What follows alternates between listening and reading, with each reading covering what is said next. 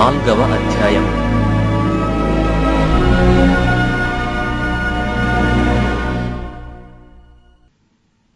మీలో యుద్ధములును పోరాటములును దేని నుండి కలుగుచున్నవి?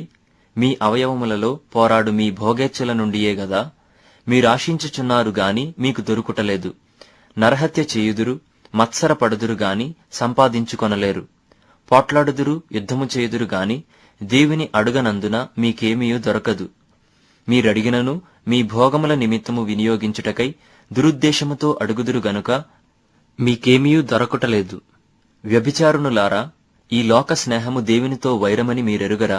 కాబట్టి ఎవడు ఈ లోకముతో స్నేహము చేయగోరునో వాడు దేవునికి శత్రువగును.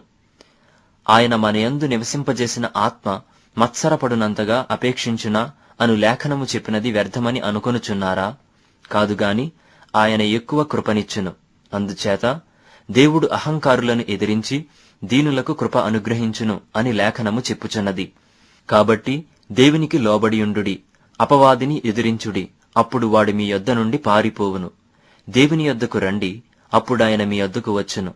పాపులారా, మీ చేతులను శుభ్రము చేసుకొనుడి. ద్విమనస్కులారా, మీ హృదయములను పరిశుద్ధపరచుకొనుడి. వ్యాకులపడుడి, దుఃఖపడుడి, ఏడుబుడి. మీ నవ్వు దుఃఖమునకును, మీ ఆనందము చింతకును మార్చుకొనుడి. ప్రభువు దృష్టికి మిమ్మును మీరు తగ్గించుకొనుడి, అప్పుడాయన మిమ్మును హెచ్చించును. సహోదరులారా, ఒకనికి విరోధముగా ఒకడు మాటలాడకుడి. తన సహోదరునికి విరోధముగా మాటలాడి తన సహోదరునికి తీర్పు తీర్చువాడు ధర్మశాస్త్రమునకు వ్యతిరేకముగా మాటలాడి ధర్మశాస్త్రమునకు తీర్పు తీర్చుచున్నాడు. నీవు ధర్మశాస్త్రమునకు తీర్పు తీర్చిన ఎడల ధర్మశాస్త్రమును నెరవేర్చువాడవు కాక న్యాయము విధించువాడవైతివి. ఒక్కడే ధర్మశాస్త్రమును నియమించి న్యాయము విధించువాడు. ఆయనే రక్షించుటకును నశింపజేయుటకును శక్తిమంతుడై ఉన్నాడు.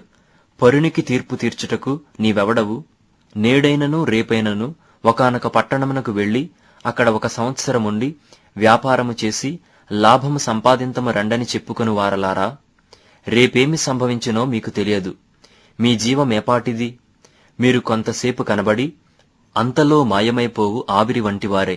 కనుక ప్రభువు చిత్తమైతే మనము బ్రతికియుండి ఇది అది చేతుమని చెప్పుకొనవలెను. ఇప్పుడైతే మీరు మీ డంబముల యందు అతిశయపడుచున్నారు. ఇట్టి అతిశయమంతయు చెడ్డది. కాబట్టి మేలైనది చేయనెరిగియు అలాగు చేయని వానికి పాపము కలుగును.